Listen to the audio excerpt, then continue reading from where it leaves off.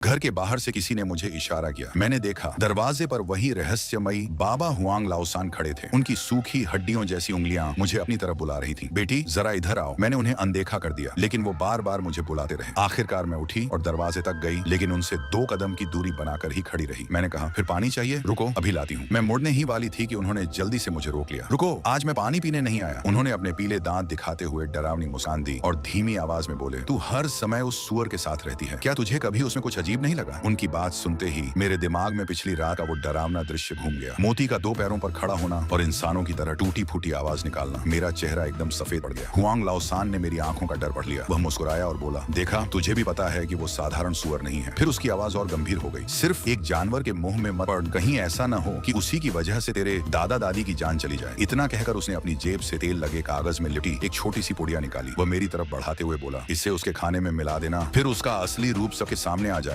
मैंने शक भरी नजरों से उसकी तरफ देखा। वह तुरंत बोला, डर मत, इससे वो मरेगा नहीं। उसी समय घर के अंदर से दादाजी की आवाज आई। उन्होंने शायद हमारी बातें सुन ली थी। अपनी घायल टांग के सहारे लंगड़ाते हुए बाहर आए और बोले, आर्या, बाहर कौन है? जैसे ही दादाजी की नजर हुआंग लाओसान पर पड़ी, उनका चेहरा तनाव से भर गया। वो तेजी से हमारी तरफ बढ़ने लगे। ये देखकर हुआंग लाओसान घबरा गया। उसने जल्दी से वो पुड़िया मेरे हाथ में थमा दी और फुसफुसाया, मेरी बात याद रखना। इतना कहकर वह भाग गया। जब तक दादाजी मेरे पास पहुंचे, वह आंखों से ओझल हो चुका था। दादाजी ने तुरंत मुझे अपने पीछे कर लिया। उन्होंने घबराकर मेरा हाथ पैर देखा और पूछा, तू ठीक तो है? उसने तेरे साथ कुछ किया तो नहीं? मैंने सिर हिलाया। मेरे हाथ में अभी भी वह पुड़िया कसकर दबाई हुई थी। मैंने झूठ बोल दिया, नहीं दादाजी, वो बस पानी मांग रहा था, मैंने नहीं दिया। दादाजी ने राहत की सांस ली। अच्छा किया, आगे से वो दिखे तो उसके पास मत जाना, समझी? मैंने धीरे से सिर हिला दिया। जी, उस शाम दादी ने मुझे मोती का खाना देने के लिए कहा। मैं खाने की बाल्टी और उस रहस्यमयी पुड़िया को देखकर सोच में पड़ गई। अगर मैं ये दवा खाने में मिला दूं तो मोती बिना शक ये खा लेगा। लेकिन अगर हुआंग लाओसान झूठ बोल रहा हो तो? अगर मोती मर गया तो? और अगर सच में वो मेरा चेहरा लेने वाला हो तो? मैं बुरी तरह उलझ गई। शायद मेरे चेहरे की बेचैनी दादी ने पढ़ ली। उन्होंने पूछा, क्या सोच रही है? इस बार मैंने उनसे सब सच बता दिया। मैंने बताया कि पिछली रात मोती इंसानों की तरह बोलने की कोशिश कर रहा था। दादी सुनकर सन्न रह गई। उन्होंने पूछा, तूने ठीक से सुना था? मैंने पूरे विश्वास से कहा, हाँ, उसने मत मारो जैसा कुछ कहा था। दादी घबरा गई। वह तुरंत मेरा हाथ पकड़कर अंदर ले गई। दादाजी चारपाई पर बैठे थे। दादी ने पूरी बात उन्हें बता दी। फिर परेशान होकर बोली, अब बताओ क्या करें? दादाजी गहरी सोच में डूब गए। उनकी उंगलियां चारपाई पर लगातार थाप दे रही थी। कुछ देर बाद दादी बोली, मुझे लगता है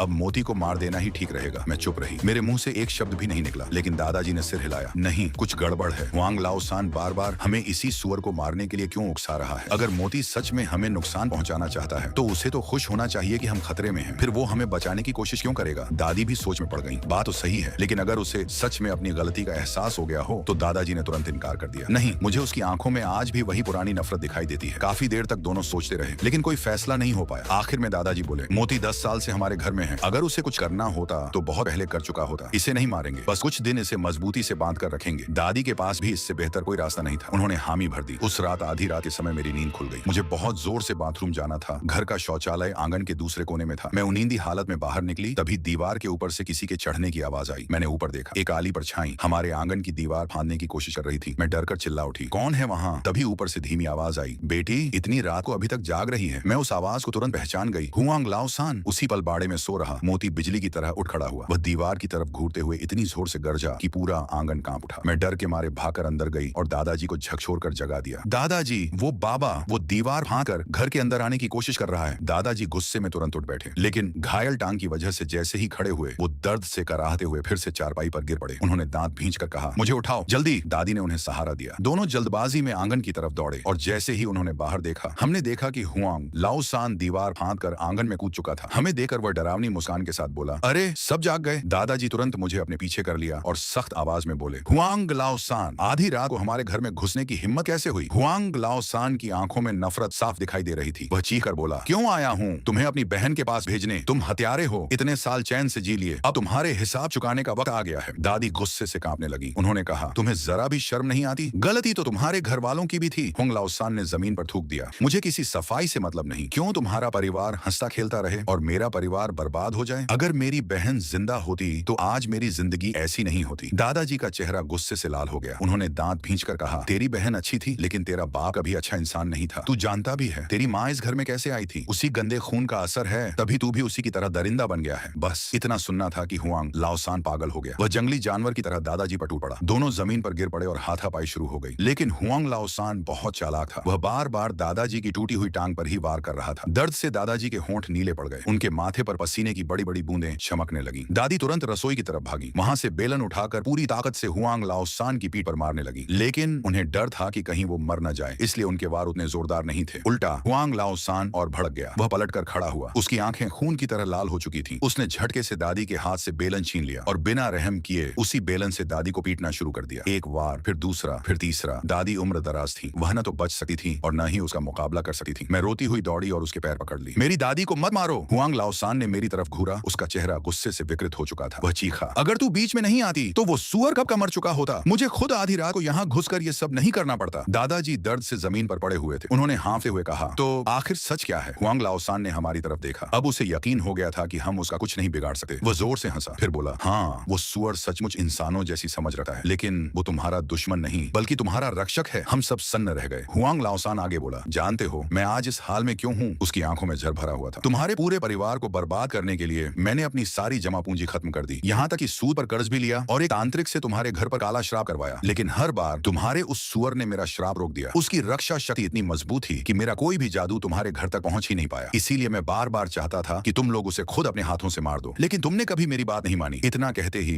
बाड़े के अंदर से जोरदार धमाके की आवाज आई। मोती पूरी ताकत से लकड़ी का दरवाजा तोड़ने की कोशिश कर रहा था, लेकिन वह बाहर नहीं निकल पा रहा था। हुआंग लाओसान हंस पड़ा। अब वो भी तुम्हें नहीं बचा सका। उस लकड़ी की गुड़िया ने उसकी सारी ताकत बांध दी है। दादी चौंक गई। कौन सी गुड़िया? हुआंग लाओसान मुस्कुराया। वही जो मैंने बाबा बनकर तुम्हें दी थी। हम सबके चेहरे का रंग उड़ गया। अब हमें समझ आ गया था कि वो रहस्यमयी बाबा और हुआंग लाओसान दोनों एक ही इंसान थे। लेकिन अब बहुत देर हो चुकी थी। वह बेलन हाथ में घुमाते हुए बोला, चलो अब बताओ सबसे पहले किसे मारूं? दादी तुरंत मुझे अपने पीछे छिपाते हुए बोली, अगर हिम्मत है तो पहले मुझे मार। हुआंग लाओसान हंस पड़ा। आज कोई नहीं बचेगा, न तुम, न तुम्हारा बूढ़ा और न ही वो सुअर। इतना कहकर उसने बेलन सिर के ऊपर उठाया और पूरी ताकत से दादी पर वार करने ही वाला था। तभी दादाजी न जाने कहां से ताकत जुटाकर उसकी तरफ झपट पड़े। उन्होंने उसके पैर को कसकर पकड़ लिया और चिल्लाए, भागो, जल्दी भागो! हुआंग लाओसान दर्द से तिलमिला उठा। उसने पूरी ताकत से दादाजी को लात मारी, फिर बेलन उठाकर उनके सिर पर दे मारा। धड़म! दादाजी जमीन पर गिर पड़े। उनके सिर से खून बहने लगा। दादी ने यह देखा तो जैसे उनका सब्र टूट गया। वह चीखी, मैं तुझे जिंदा नहीं छोड़ूंगी, और पूरी ताकत से उस पर टूट पड़ी। इसी बीच धड़ाम! एक जोरदार धमाका हुआ। मोती ने बाड़े का लकड़ी का दरवाजा तोड़ दिया था। वह बिजली की रफ्तार से दौड़ता हुआ आया और सीधे हुआंग लाओसान पर टूट पड़ा। उसने अपने दांत उसकी बाह में गड़ा दिए। हुआंग लाओसान दर्द से चीख उठा। उसने बेलन से मोती पर लगातार वार किए। मोती के शरीर से खून बहने लगा, लेकिन उसने अपनी पकड़ नहीं छोड़ी। दादी ने मौका देखकर मुझे कसकर पकड़ा और चिल्लाई, आर्या भाग, गांव वालों को बुलाकर ला। मैं रोते हुए बोली, दादी और आप? दादी ने सिर हिलाया, मैं अब भाग नहीं सकती।